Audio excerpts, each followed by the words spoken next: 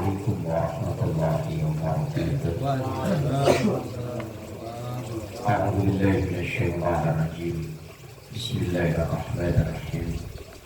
Alhamdulillahirabbil alamin. Wassalatu wassalamu ala sayyidil mursalin wa ala alihi wa ashabihi ajma'in.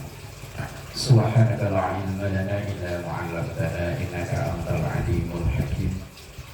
Rabbi shrah li sadri wa yassir li amri wahlul 'uqdatam min lisani yafqahu qawli waj'al li waziran min ahli. Amma ba'du. Ila hadratin Nabi Mustafa Muhammadin sallallahu alaihi wasallam wa ala alihi wa ashabihi wa azwajihi wa dhurriyyatihi wa ahibatihi al-kiram wa jami'i ummatihi minal muslimina wal muslimat wal mu'minina wal mu'minat ayyana makana khususan ahbaban kitab Syekh Ahmad Al-Hashimi Bibarakatil Fatihah.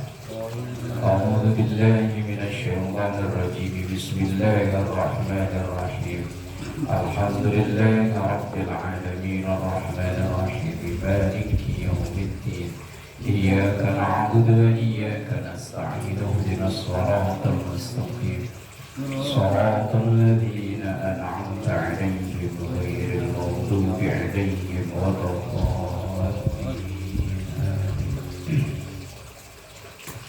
Bismillahirrahmanirrahim. Huruf za pas ya. Huruf za.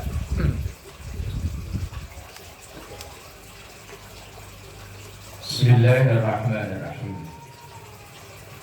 Zara rajulun akhan lahu fi qaryatin. Fa'arsadallahu lahu malakan ala madrajatihi. Faqala aina turidu? Qala akhan li fi hadhil qaryati. Faqala hal lahu alayka min ni'matin tarudduha? Qala la illa anni uhibbuhu fillah. Qala fa inni Rasulullah ilaika bi anna Allah ahabbaka kama ahbabtahu. Rawahu asy-Syaikhan.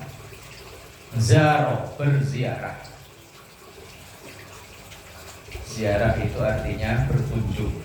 Cuman kalau sekarang di kita konotasinya ziarah itu untuk orang yang meninggal. Kita berkunjung ke kuburan, ke makam, ziarah, padahal tidak. Kita lagi main ke rumah sekjen, ini namanya ziarah kan. Minta tanda tangan.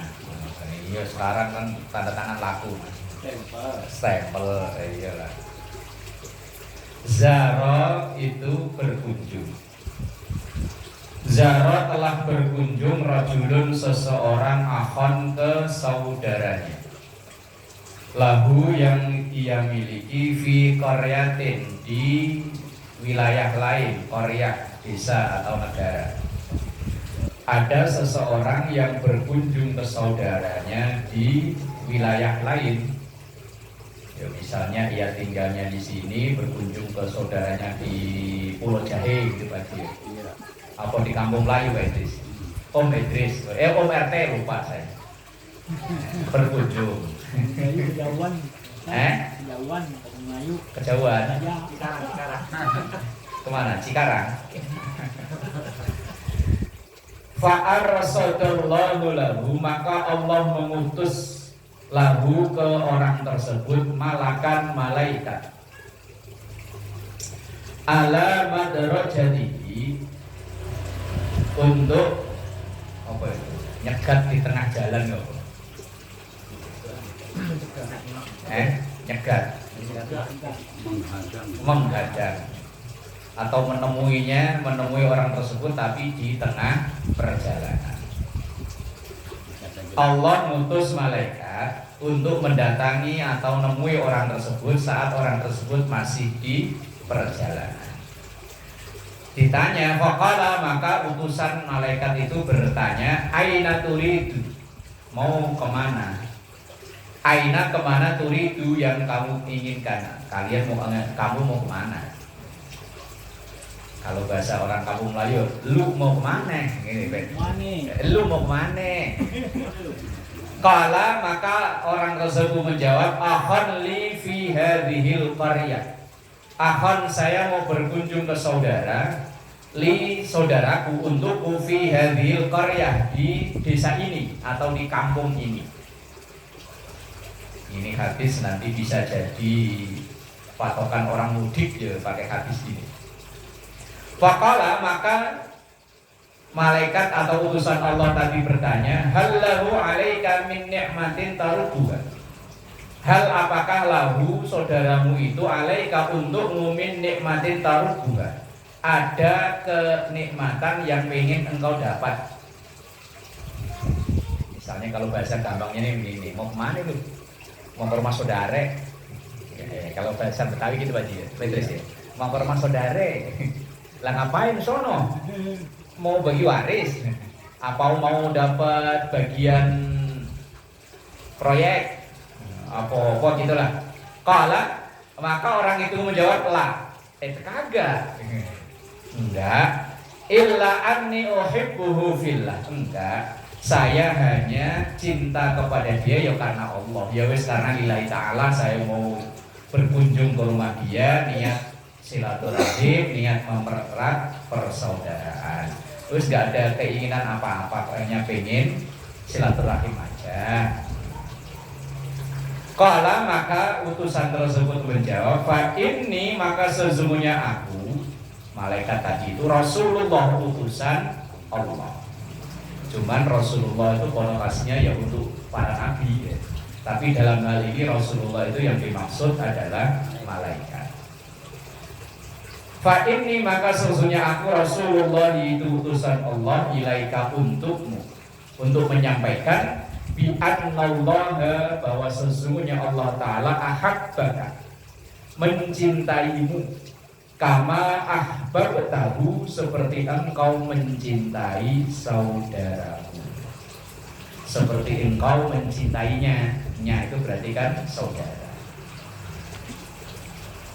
Ringkas hadis ini riwayatnya adalah ketika ada orang yang berkunjung ke rumah saudaranya yang di wilayah lain, berarti kalau kita kan yang mudik ya, mau mana ke Jombang, Mbak ya, ngapain ya, pengen ketemu emak, pengen ketemu kakak, adik, apa mau bagi warisan? Enggak, ya pengen ketemu aja. Lah kata malaikat, ya wis Allah mencintaimu seperti engkau mencintai saudaramu. Lah kan dalilnya orang mudik kayak ini ya. Iya.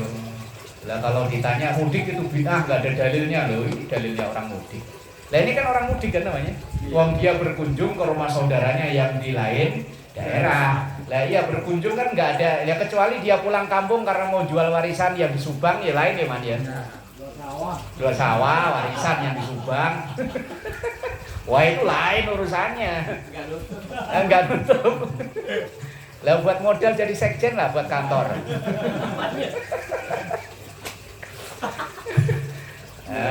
Kalau tujuannya mau bagi warisan ya lain. Ini tujuannya hanya pokoknya sekedar silaturahim, pengen ketemu wong setahun sekali ketemu. Lah kalau Gus Roy mah 2 minggu sekali ya Gus Roy. Mana? Saya mana Mas? Kang, kalau orang Sunda, Kang ke mana ya? Ke mana kampungnya? Kampung mana? Lebak. Ngapain? Setor. Wah, lah.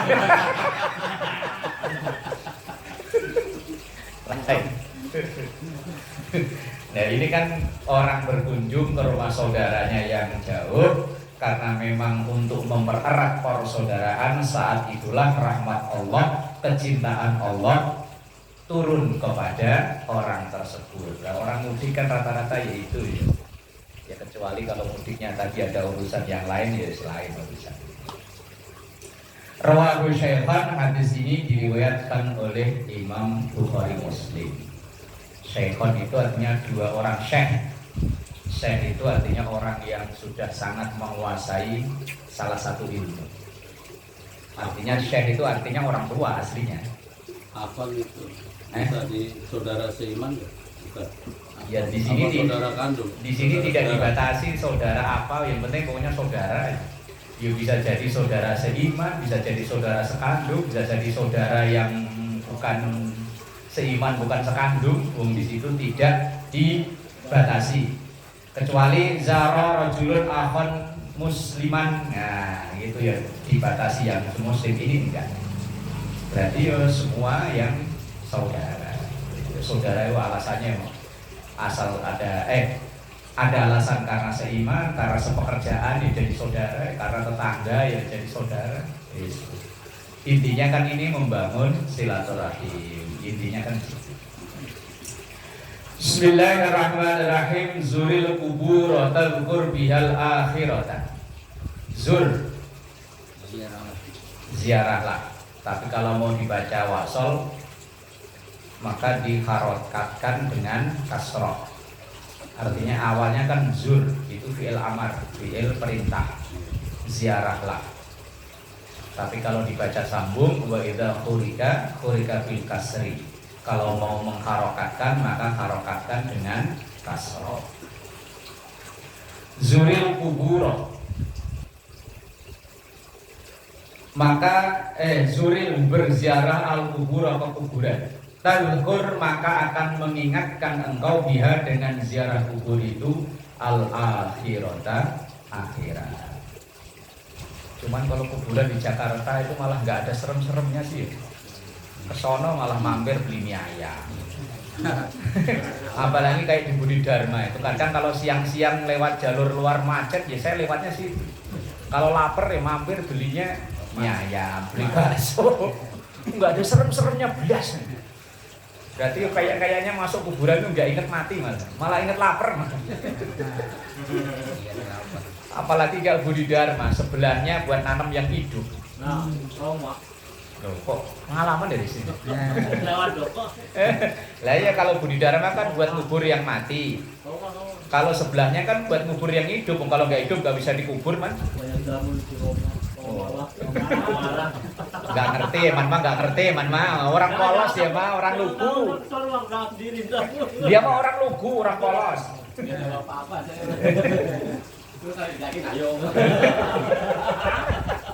Ya, makanya jangan kasih tahu dia. Artinya orang ziarah kubur itu aslinya kan supaya ingat suatu saat nanti kita gantian di situ. Makanya doa orang ziarah kubur kan gitu ya. Doanya kita ngucap salam itu loh. Assalamualaikum ya ahlal kubur. Salam sejahtera untuk kalian wahai ahli kubur. Wa ana insyaallahu bikum lahiqun. Dan saya, wa ana dan saya insyaallah dengan izin Allah bikum dengan bersama kalian lahiqun sebentar lagi nyusul. Ini baru calon sekjen yang sudah korupsi, doa ini. Udah gitu aja. Doanya begitu masa dikorupsi. Assalamualaikum ya ahlal kubur wa ana insyaallahu bikum lahiqun. Salam sejahtera untuk ahli kubur dan saya insyaallah sebentar lagi nusul. Sebentar itu kan relatif kan mau menggembirakan orang yang udah pernah mati orang mati girang gitu nanti nyusul bentar lagi nyusul nih. Jadi dia senang coba kalau gua nggak mau nyusul malah dipencet tuh ditarik dari bawah itu riwayat ketika Rasulullah mau wafat itu kan di pangkuan putrinya. Siapa putri Rasulullah? Fatimah. Kemudian ketika tahu ayahnya ini mau wafat, Fatimah kan nangis. Begitu nangis dikasih tahu, kalau bahasa kita begini, udah nggak usah nangis. Nanti dari keluargaku yang pertama kali nyusul aku, kamu. Digituin malah langsung senyum. Senyum bahagia gitu. Karena Fatimah itu nggak mau berlama-lama pisah dengan orang tuanya. Ya benar, sejarah kurang dari setahun, sekitar 6 bulan Fatimah wafat, meninggal menyusul ayahnya. Seandainya kita lagi mau bapaknya sakaratul maut. Lah terus bapaknya bilang, udah nggak usah nangis dah, ntar lagi lu nyusul sama gua. Kira-kira kalau kita gimana?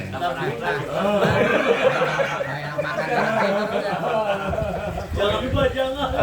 Aduh, jangan gitu kayak Pak, udah warisan belum pegang Pak. Kalau Fatimah malah langsung senyum, berarti dia nggak lama pisah dengan ayahnya, memang benar. Itu Fatimah. Lah kalau kita malah susah digituin ya. Teman mau mertua man ya, udah lu nggak usah nangis, bentar lagi juga lu nyusul gua. Aduh, apa bisa ayo. Wa ghasil dan mandikanlah al mauta orang yang mati. Fa inna mu'alajata jasadin khawin, karena sesungguhnya ngurus jenazah yang jasad yang khawin tak bernyawa. Mau'idhatun menjadi mau'idhah, nasihat, balighotun yang mentok atau mantep. Sebetulnya saat lagi ngurus jenazah itu menjadi nasihat bahwa suatu saat hari ini kita takziah, suatu saat ditakziahi. Hari ini kita nahlilin, ya suatu saat ditahlilin. Hari ini gotong, ya suatu saat digotong. Hari ini mandiin, ya suatu saat dimandiin. Aslinya kan gitu ya. Wasalli dan sholatkanlah alal janais, ke jenazah itu, la'alla dzalika, supaya dengan itu yuhzinuka, membuka pintu hatimu. Dengan sholat jenazah, Allah hari ini saya nyolatin, siapa tahu yang besok-besok ganti nyolat, disolatin. Fa innal hazina, sesungguhnya terbuka pintu hati dengan kesedihan, fi dzillillah, dalam naungan Allah, yaumal qiyamati, di hari kiamat. Orang yang ingat mati ketika nyolatin jenazah, ya ta'arradu, maka akan mendapatkan likulli khair, setiap kebaikan. Orang kalau ingat mati, kalau mau berbuat yang aneh-aneh kan nggak jadi ya. Misalnya loh man, duit udah dipegang, udah begini tuh, lah kok tiba-tiba ingat mati, yakin nggak jadi, langsung duduk lagi. Lah iya, mau sodakoh tapi yang begitu tadi loh. Sodakoh kan umumnya begini, kok tangannya begini gitu. Ada video dikit. Iya, itu ketika wah, ntar kalau pas lagi begini lagi, langsung geletak. Lah iya pas lagi langsung geletak.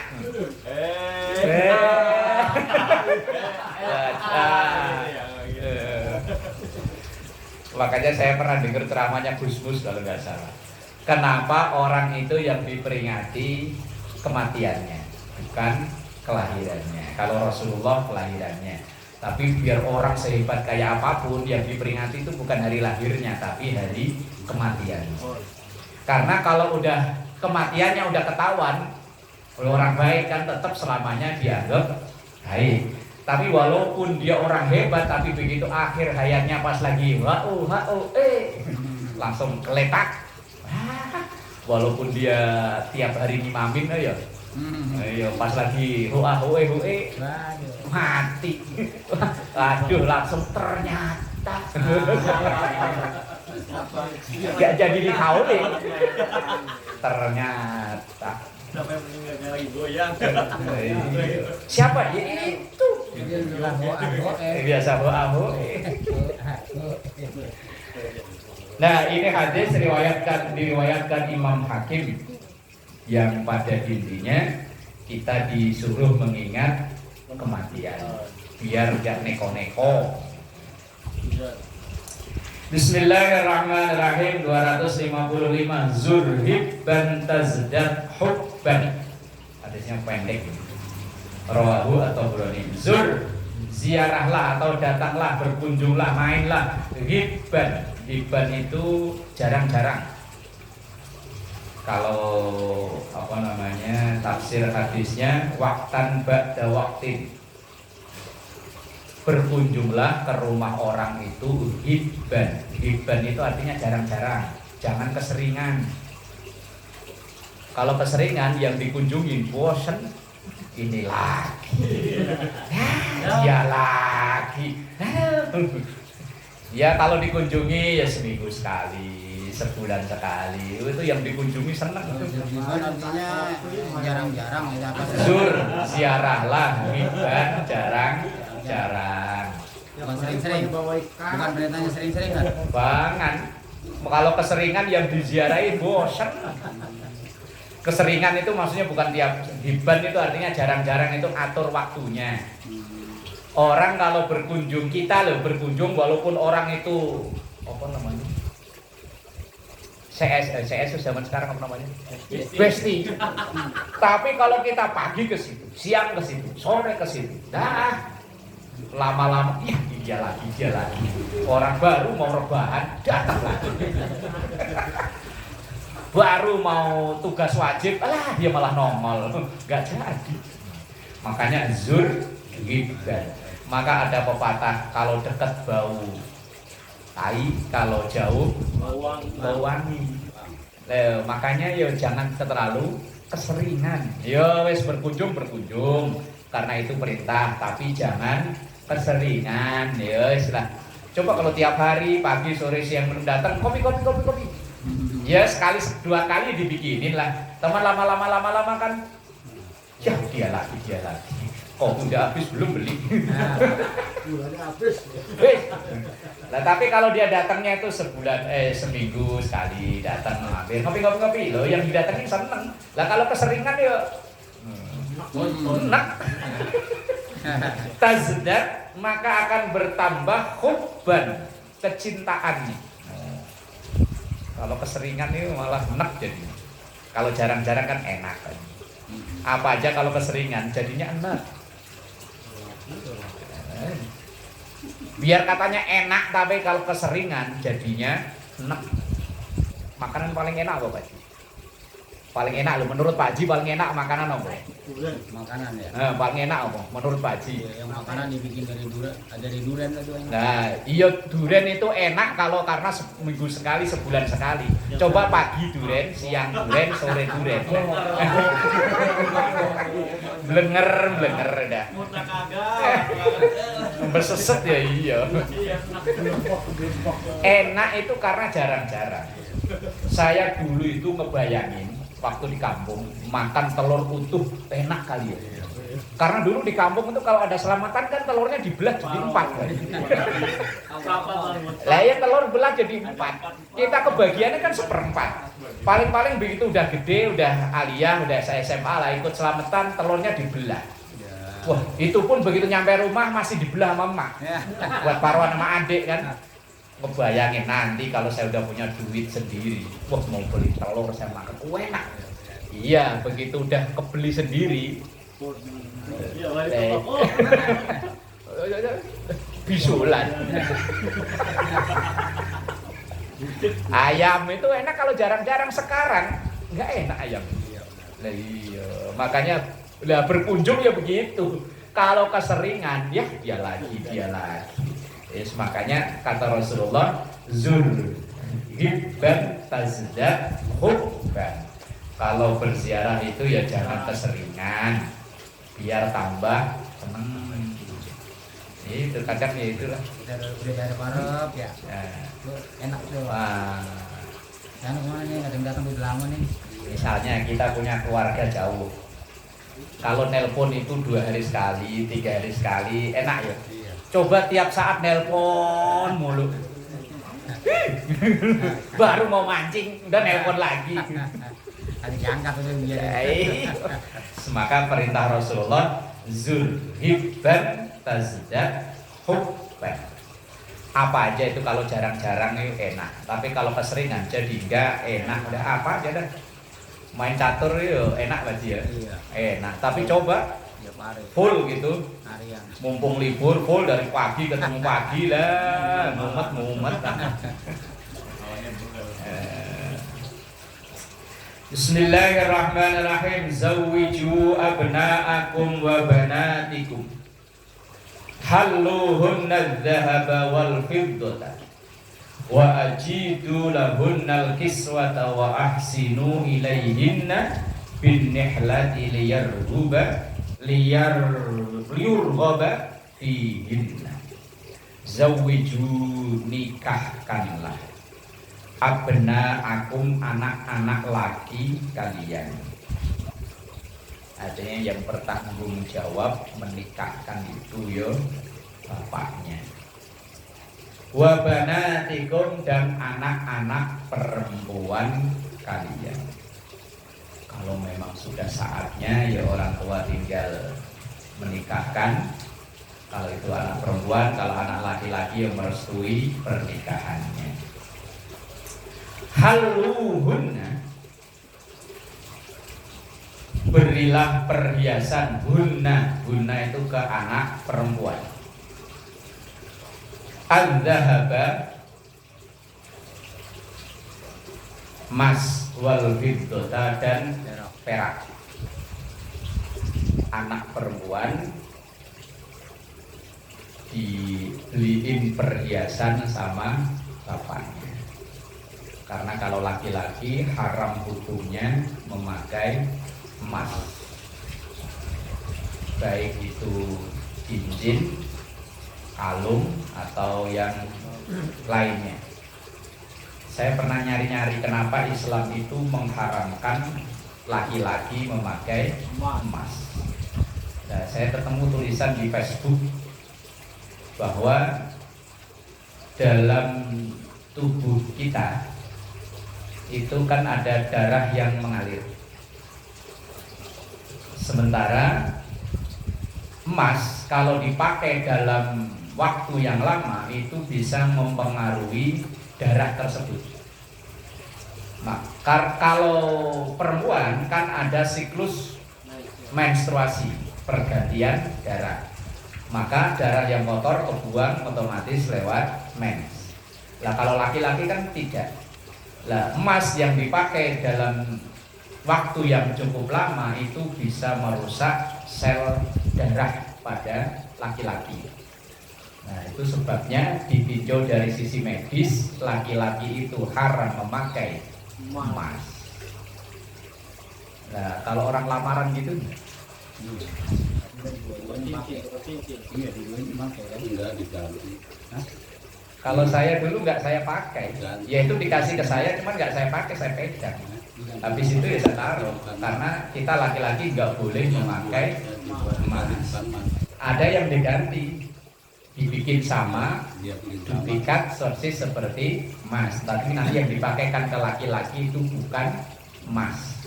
Kalau saya dulu ya dua-duanya emas, cuman yang saya untuk saya nggak saya pakai, ya saya pegang.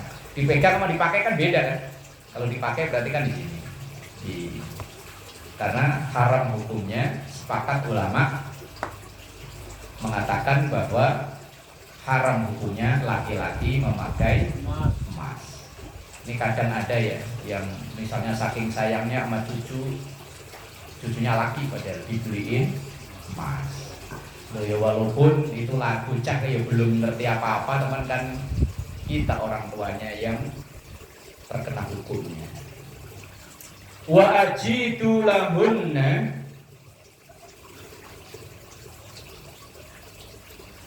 dan perbagusilah lahunna untuk anak-anak perempuan itu al-kiswah, pakaiannya. Ini Rasulullah menyampaikan begini karena dulu wanita, anak perempuan itu kan kayak kena diskriminasi gitu. Anak perempuan itu dianggap anak pembawa sial, makanya yo apa-apa yo di nomor 2 kan. Lah Rasulullah dalam rangka untuk mengangkat derajat anak wanita, sampai Rasulullah bilang haluhunna adzaba wal fiddah. Anak perempuan itu kasih perhiasan emas atau perak. Wajidu lahunna al-kiswah, pakaiannya dikasih yang bagus. Ya memang iya ya, sampai sekarang ya. Punya anak laki anak perempuan kan beda. Anak laki masal beli kaos sama celana kolor juga wis. Sekali pakai paling nggak nyampe 50.000 lah. Anak perempuan itu sekali pakai dari ujung pala ke ujung kaki, wah wis. Apalagi anak yang udah menjelang Abigail, wis aneh-aneh. Ya man ya, anak perempuan ya man. Cuman satu sih man. Oh lagi proses. Nama ningsih ya. Wa ahsinu ilaihinna bin nihlati. Wa ahsinu dan perbaikilah ilaihinna untuk anak perempuan itu bin nihlati, segala perhiasannya atau perangkat pakaiannya. Liyurghoba, supaya ada rasa cinta fihinna terhadap anak perempuan itu. Ini usaha Rasulullah untuk menyamakan atau menyetarakan anak laki-laki dan perempuan. Karena masyarakat Arab saat itu mendiskreditkan atau mendiskriminasikan anak perempuan. Bahkan ya budaya jahiliyah begitu lahir kok perempuan langsung dikubur. Tapi lebih sadis sekarang malahnya. Sekarang belum lahir sudah dibunuh duluan, dihapus. Bismillahirrahmanirrahim. Zayyinu al-Qur'ana bi aswatikum. Zayyinu hiasilah al-Qur'ana, Qur'an bi aswatikum, dengan suara-suara kalian, alias membaca Qur'an dengan suara terbaik. Tapi kalau model kayak saya ya nggak bisa. Memang model suaranya jelek, dibagus-bagusin malah tambah jelek. Kalau kayak Gus Ray lumayan, suaranya bagus, enak nih. Kalau kayak suara saya lah, makin dibaca ya segitu-gitu aja nih. Nah makanya sampai ada apa itu namanya, qori-qoriah, sampai MTQ macam-macam dalam rangka untuk mengamalkan hadis ini. Kalau dengar suaranya Muammar baca Wadduha itu saya nyambung 4 kali 5 kali. Jadi satu nafas belum habis saya udah 5 kali nafas. Saya kan kadang ngikutin kan, Muammar baca Wadduha wal-lail. Lalu saya ngikutin, nafas saya udah sambung lagi. Loh kok belum habis, udah 4 kali 5 kali loh. Memang anugerah Allah luar biasa. Nafasnya luar biasa. Yang sekarang loh sekarang. Kan itu ya. Saya di Facebook itu kan ada pertemanan dengan ofisialnya dia kan kalau live di mana-mana kan sampai sekarang kan suaranya ya Allah udah usia mungkin 70 lebih ya. Dari zaman saya SD juga kaset itu udah kemana-mana. Sampai sekarang di usia segitu kok suaranya masih ya Allah luar biasa. Itu kan anugerah Allah. Latihan itu ya nyilam yang lama. Bukan nelen sayur kacang panjang. Coba ada nyilam, 1 jam aja nyilam yang mau. Kalau ini suruh makan sayur kacang panjang dan dipotong-potong Pak Haji. Bismillahirrahmanirrahim. Zayyinu a'yadakum bit-takbiri wat-tahlili wat-tahmidi wat-taqdisi. Zayyinu hiasilah a'yadakum, hari raya kalian. A'yad jamak dari id.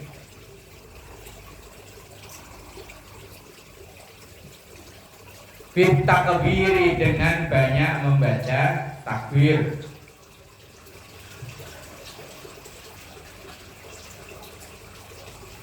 Takbiran. Sampai-sampai ada yang pada keliling kampung, keliling kota. Sholat enggak, zakat enggak, puasa enggak, takbiran semangatnya luar biasa. Ngumpulin beduk keliling kampung. Ya pasti bagus lah ya. Daripada karaokean melulu ya sekali-kali takbiran aja. Lah ya lumayan. Itu pakai ilmu timbangan Pak Ji. Timbang karaoke melulu, timbang nyeket botol mulu ya wis sekali-kali Allahu Akbar. Oh iya puasa enggak takbirannya pokoknya nungging-nungging ya lah alhamdulillah. Paling enggak seandainya malam itu dia kok dipanggil sama Israel. Ya dia kan ngajak gitu. Lah iya Malam itu loh dia lagi Allahu Akbar. Lah kok ketelan mic-nya mati. Keloloten mic. Lah paling enggak kan terkenal baik kan ya. Ya Allah itu orang biar sehari-harinya tapi kok meninggalnya lagi takbiran. Lah daripada setiap hari darusan meninggalnya pas lagi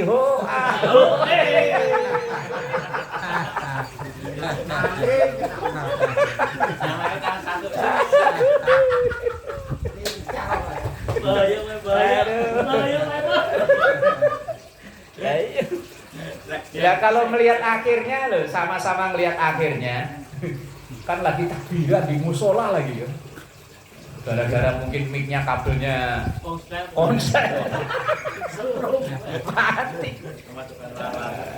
Walaupun mungkin selama Ramadan dia belas enggak puasa, sholat ya enggak, begitu ada takbiran wah, yo ada bagusnya daripada belas. Orang melihatnya terakhirnya kan. Ya, iya melihatnya kan terakhirnya apakah husnul khotimah atau su'ul khotimah.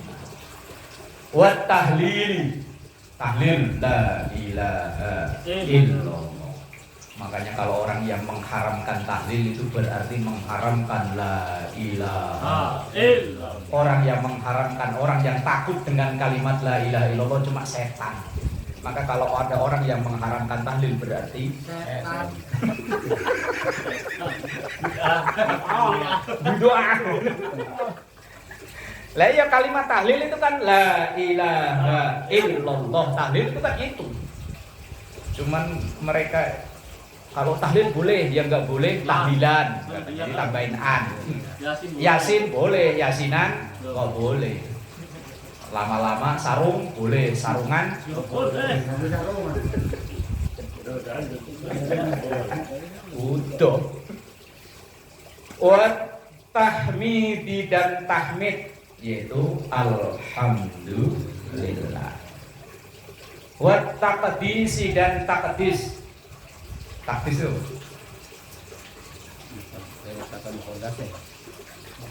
taqdis sama aja tasbih. Dalam kalimat takbir itu udah paket lengkap itu kan. Allahu Akbar, Allahu Akbar, Allahu Akbar. La ilaha illallah wallahu akbar. Udah takbir sama tahlil. Allahu Akbar walillahil hamd. Berarti tahmid udah masuk. Terus lanjutannya Allahu Akbar kabira walhamdulillahi katsira wa subhanallahi bukratan wa asila. Wa subhanallah itu disebut dengan takdis. La ilaha illallah wa la na'budu illa iyyah mukhlisina lahuddin walau karihal kafirun. La ilaha illallah wahdah sadaqa wa'dah wa nasara 'abdah wa 'azza jundah wa hazamal ahzaba wahdah. La ilaha illallah wallahu akbar. Allahu akbar walillahil hamd. Nah, ini hadis riwayat At-Tabrani, perintah yang oleh para ulama dihukumi sebagai perintah sunnah untuk menghidupkan malam hari raya dengan takbir, tahlil, tahmid dan tasbih atau takdis itu. Kalau bahasa kita gampangnya dengan takbiran.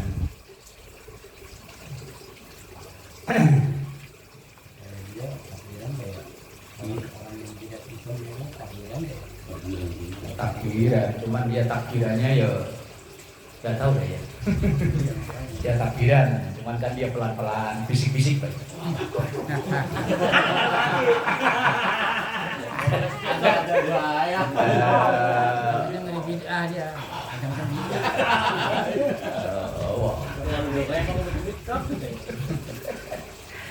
Bismillahirrahmanirrahim. Az-zani bi halilati jarihi la yanzurullahu ilaihi yaumal qiyamah wa la yuzakkihi wa yaqulu lahu udkhulin nar ma'ad dakhilin.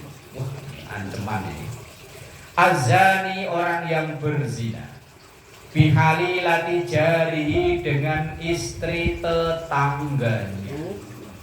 Ayo, jangan macam-macam. Tanggal lebih menggoda. Ayo, jangan macam-macam. Ini Rasulullah menyebutkan spesifik dengan istri tetangga. Jangan dipahami berarti kalau bukan tetangga boleh dong.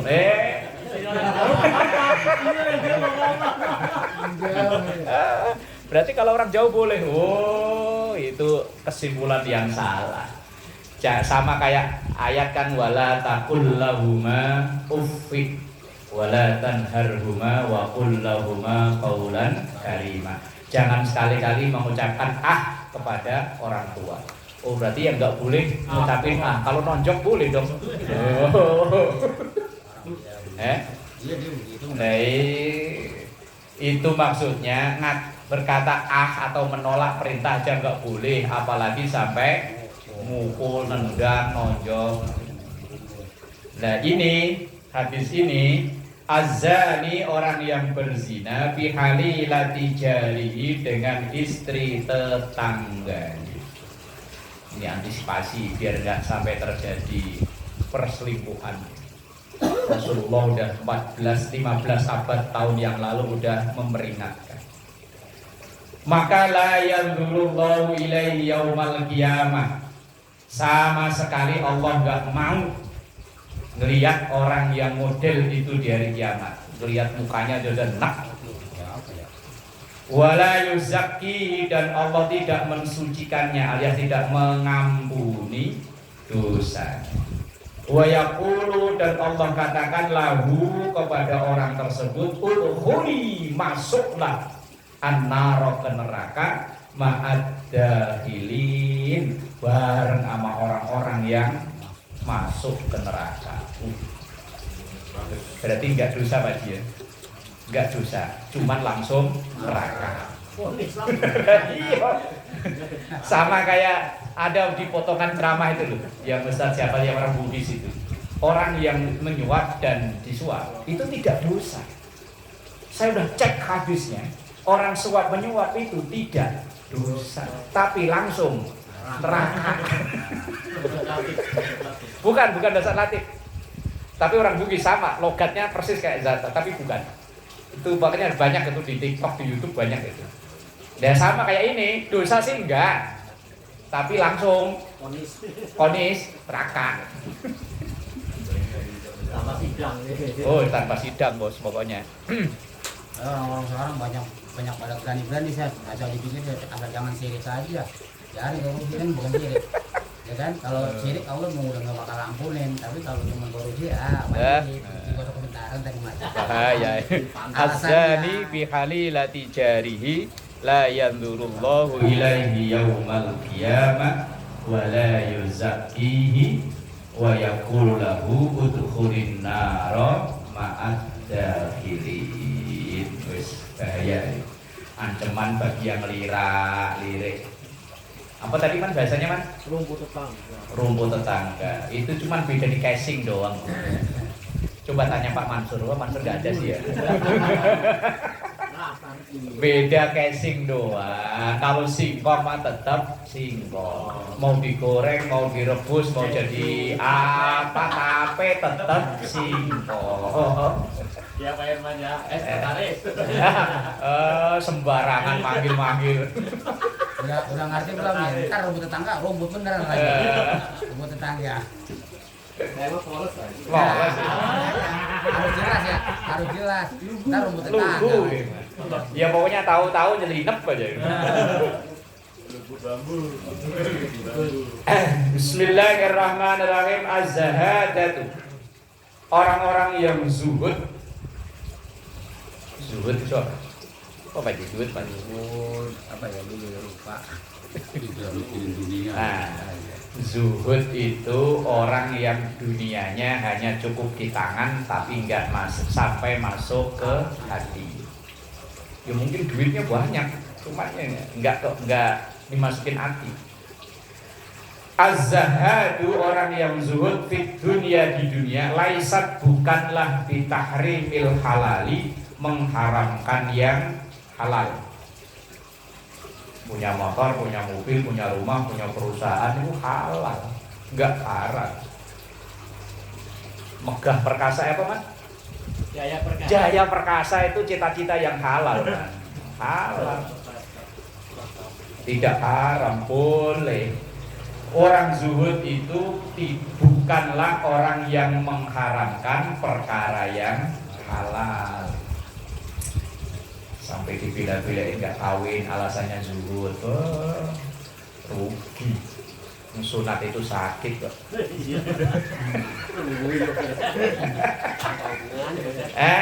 Alah ya kok orang tua sananya. Langsung lugu ya begitu. Punya barang udah disimpan di brankas terus mosok gak dipakai. Wala idha'atil mal, dan bukan orang yang menyia-nyiakan harta. Walakin zahadata, akan tetapi definisi zuhud itu ada fit dunia, di dunia. Allah takuna bima fi yadika awsaqa minka bima fi yadillah. Bahwa mati-mati ini, apa yang tidak walakin zahadata fid dunya, akan tetapi zuhud di dunia itu Allah takuna, hendaknya tidak ada bima fi yadika, apa yang ada di tanganmu, awsaqa itu lebih berat, minka diri engkau, bima fi yadillah, dengan apa yang ada di kekuasaan Allah. Maksudnya begini, orang zuhud itu adalah orang yang apapun yang ada di tangannya ini enggak, kalau orang Jawa gundeli. Gundeli itu tulisannya apa? Apa bahasa Tuhan? Menahan. Bahwa apa yang di tangannya ini tidak mengganggu dirinya, tidak menahan dirinya untuk memperoleh apa yang di sisi Allah. Artinya harta bendanya tidak menghalangi dia untuk ibadah kepada Allah. Kesibukannya dia ngurus perusahaan Jaya Perkasa itu enggak melupakan untuk ibadah. Ya alhamdulillah, mari jamaah al-wajiri ini mas. Iya. Berarti ini zuhud. Hebat.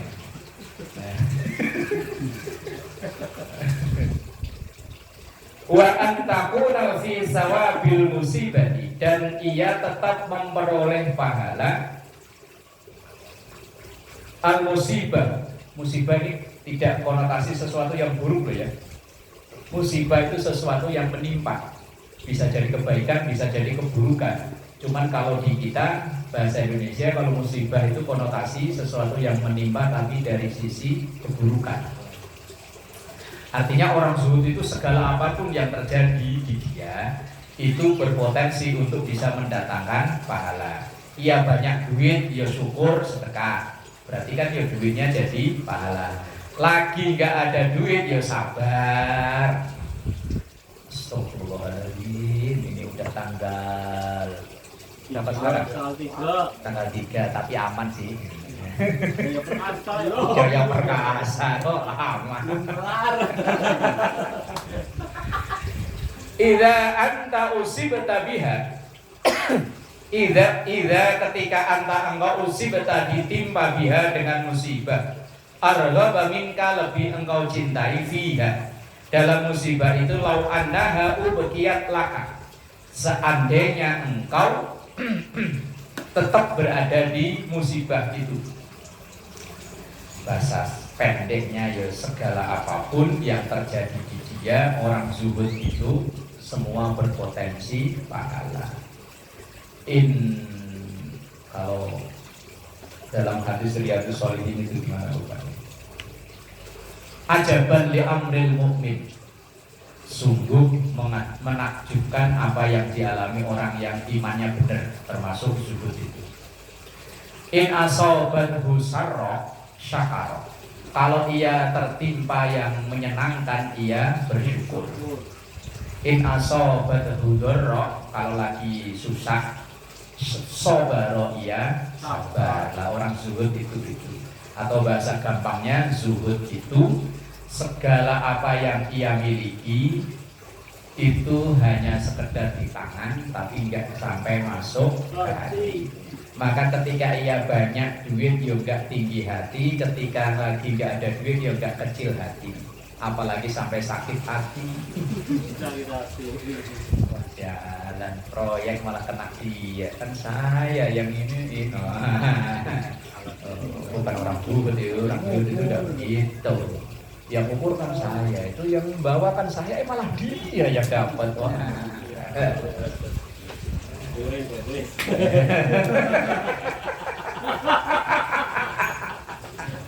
Biasa dalam berbisnis. Sama pimpinan jangan begitu.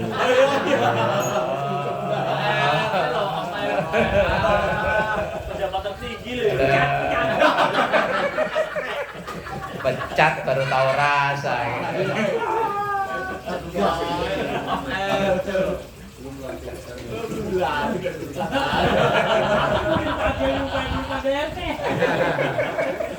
Tanpa dilantik udah ada. Satu lagi, az-zuhdu fid dunya.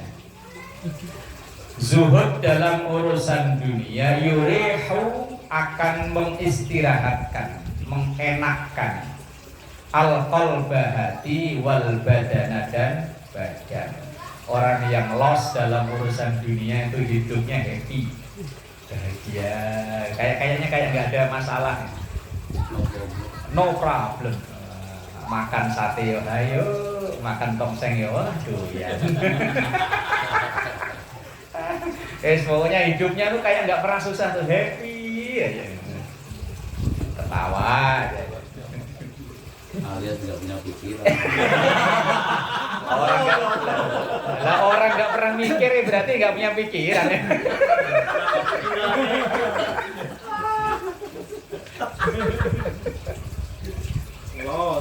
Terus sementara warrogobatu, rogobah itu orang yang pokoknya 24 jam cuman nguber dunia aja.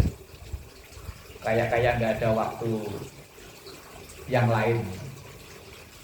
Tuksirul hamma wal huzna, hanya akan memperbanyak kesedihan. Al huzna ya sama kesedihan, kegalauan dan kesedihan.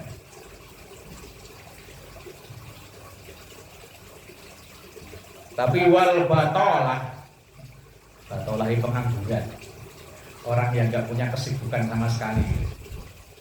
Tukosi al-qalba akan menyebabkan hati gampang sensi.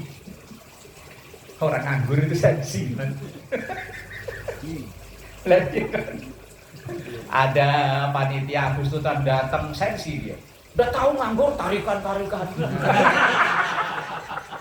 Mendingan ngumpet.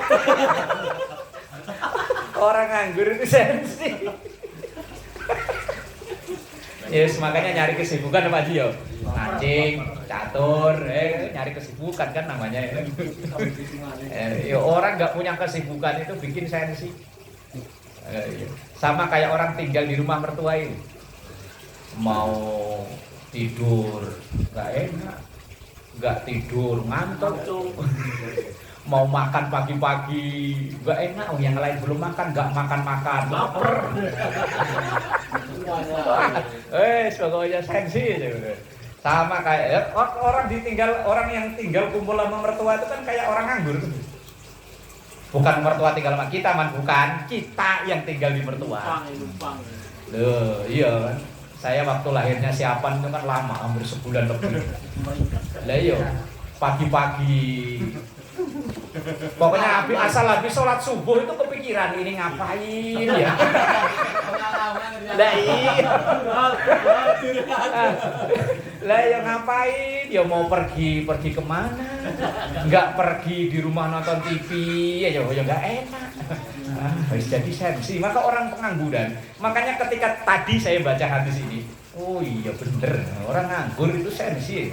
Makanya nyari kesibukan ngapain kayak sawah-sawah orang dipacul-pacul.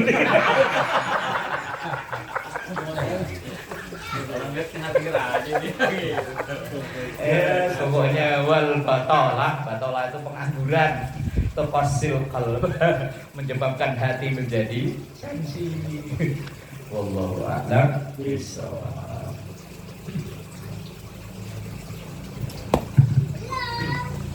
Bismillahirrahmanirrahim. Ya Rabbana tarafna bi annana